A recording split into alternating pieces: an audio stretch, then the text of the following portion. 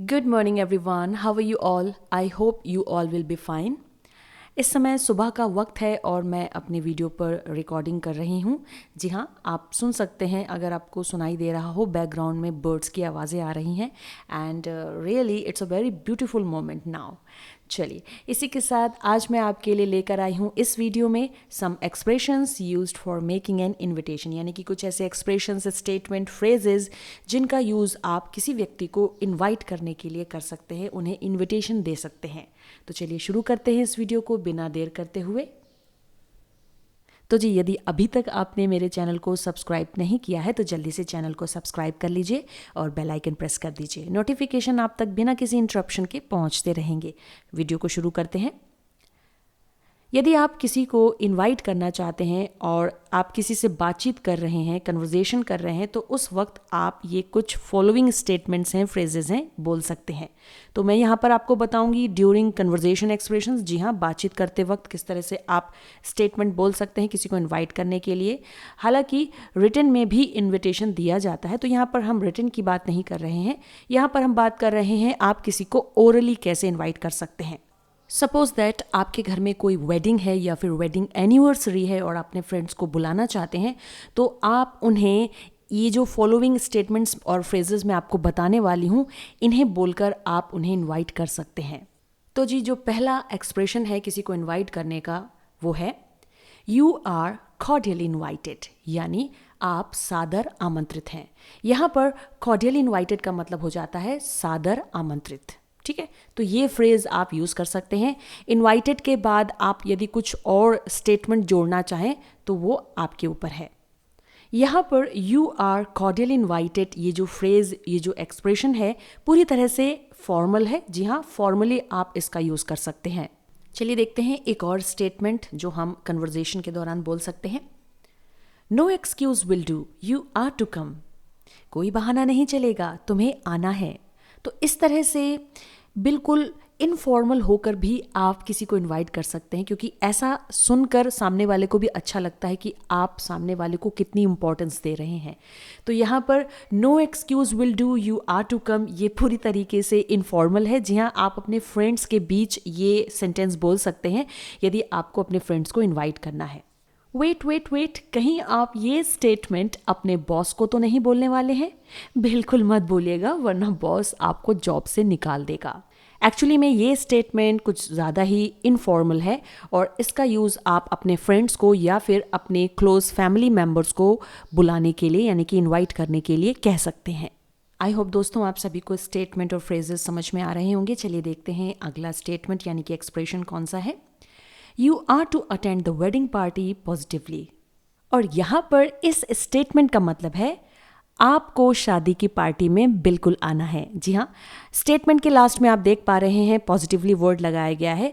वो इसलिए लगाया गया है क्योंकि आप अपनी पॉजिटिविटी को शो करते हुए सामने वाले को इनवाइट कर रहे हैं कि वे आपकी पार्टी में ज़रूर आएंगे, ऐसी आप उम्मीद करते हैं। तो इस तरह से दोस्तों, you are cordially invited, no excuse will do, you are to come, you are to attend the wedding party positively, ये तीनों ही स्टेटमेंट बोलकर आप किसी को भी इनवाइट कर सकते हैं। आई होप आप सभी के समझ में आ गया होगा।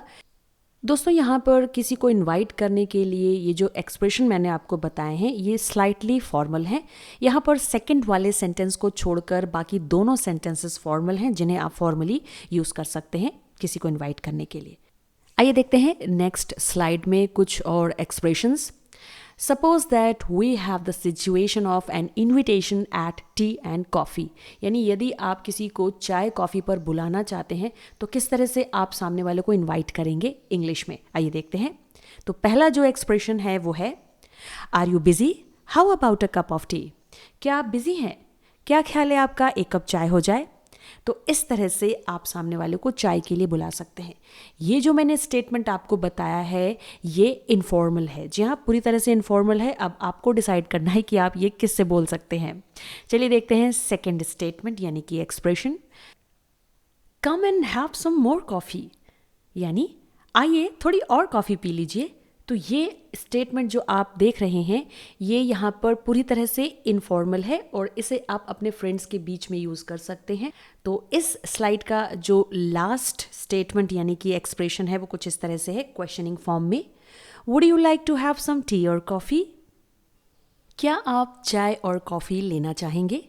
जी हाँ, बहुत ही खूबसूरत सा एक्सप्रेशन है और इसे सुनकर तो कोई भी आपके इनविटेशन को एक्सेप्ट कर लेगा।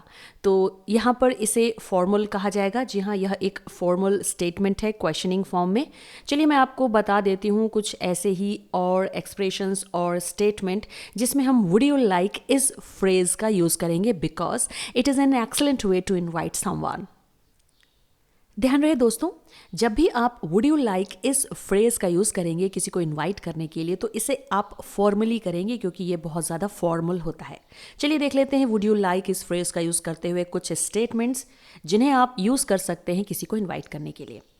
मान लीजिए आपको किसी को लंच पर बुलाना है या लंच के लिए आपको सामने वाले को कहना है, तो आप कुछ इस तरह से बोलेंगे, would you like to join us for lunch?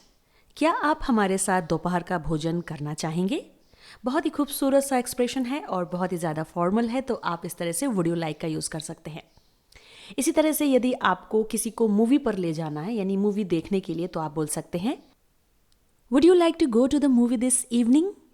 क्या तुम मेरे साथ मूवी देखने के लिए जाना पसंद करोगे? दोस्तों, इस सेंटेंस में दिस इवनिंग, ये जो टाइम आप देख रहे हैं, इस टाइम को आप अपने अकॉर्डिंग चेंज भी कर सकते हैं। आप कह सकते हैं एट नाइट या फिर दिस संडे या फिर नेक्स्ट वीक, इस तरह से। तो अपने हिसाब से आप यहाँ पर टाइम को बदल सकते हैं। So my dear friends, I hope so आप सभी के समझ में आ रहा होगा कि किस तरह से हम वुड यू लाइक इस फ्रेज़ का यूज़ किसी को इनवाइट करने के लिए कर सकते हैं।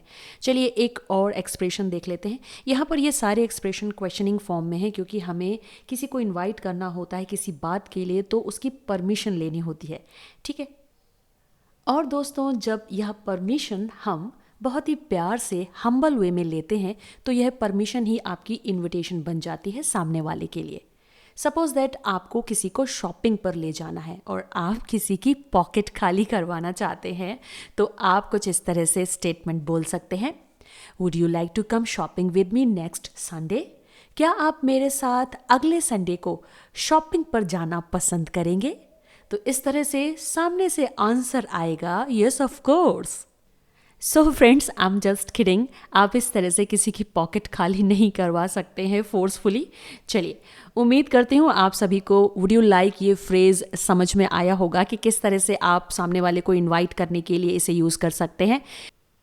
तो चलिए दोस्तों, देख लेते हैं इस वीडियो की नेक्स्ट और लास्ट स्लाइड जिसमें एक और फ्रेज़ का मैंने यूज़ किया है। तो जी, वुड यू लाइक के बाद जो अगला फ्रेज़ है आप यूज़ कर सकते हैं इन्विटेशन के लिए, वो है why don't you. So it is also a very good way to invite someone. और साथ ही साथ आपको मैं यह भी बता दूं कि this phrase is slightly informal. जी हाँ, ये कुछ इनफॉर्मल सा होता है, इसे आप फॉर्मली कहीं पर भी यूज़ नहीं कर सकते हैं। तो जो पहला स्टेटमेंट है क्वेश्चनिंग फॉर्म में वो कुछ इस तरह से है, why don't you join us? अब यहाँ पर ये स्टेटमेंट, इसकी जो लिटरल मीनिंग है वो कुछ इस तरह से है कि आप हमारे साथ शामिल क्यों नहीं हो जाते हैं। तो यहाँ पर लिटरल मीनिंग पर आप मत जाइए, लेकिन अक्सर ही आपने ये स्टेटमेंट सुना होगा मूवीज़ वगैरह में और रियलिटी में भी। तो ये उस सिचुएशन में बोला जा सकता है फॉर्मली, जब आप खुद कहीं पर लंच कर रहे हैं या डिनर कर रहे हैं या कुछ भी ऐसा ओकेजन है जहाँ पर आप पहले से हैं और कोई स्ट्रेंजर या अननोन या फिर नोन आपके साथ आ जाता है, आपसे हाय हेलो करता है, तो आपका मैनर ये कहता है कि आप उससे ये कहें कि आप हमारे साथ क्यों नहीं हो जाते या आप हमारे साथ क्यों नहीं बैठते हैं। तो इसके लिए आप इंग्लिश में बोलेंगे why don't you join us. यहाँ पर कहने का मतलब ये है कि मैनर्स के कुछ प्रोटोकॉल्स होते हैं, तो हम मैनर्स को ही शो करने के लिए उन्हें इंग्लिश में ऐसा कहेंगे, why don't you join us, यानी कि कृपया आप बैठिए। इसका मतलब यहाँ पर ये हो जाता है कि कृपया आप बैठिए ना। इस तरह से आप सामने वाले को रिस्पेक्ट दे सकते हैं और उन्हें इनवाइट कर सकते हैं। आई होप आपके समझ में आ रहा होगा। चलिए देखते हैं नेक्स्ट एक्सप्रेशन कौन सा है। ओके जी, तो हमारा जो नेक्स्ट स्टेटमेंट है वो कुछ इस तरह से है, why don't you come to the movie with us tonight, यानी वाई डोंट यू के साथ आप सामने वाले को मूवी के लिए भी इनवाइट कर सकते हैं। यहाँ पर इस स्टेटमेंट का मतलब है कि क्यों ना हम आज रात मूवी देखने चलें। और दोस्तों यहाँ पर ये स्टेटमेंट पूरी तरह से इनफॉर्मल हो जाता है, इसे हम फॉर्मली यूज़ नहीं कर सकते हैं। चलिए देखेंगे नेक्स्ट स्टेटमेंट, जो कि इस वीडियो का लास्ट स्टेटमेंट और एक्सप्रेशन है। Why don't you have some coffee with us after work? क्यों ना काम के बाद आज हम कॉफ़ी पीने चलें।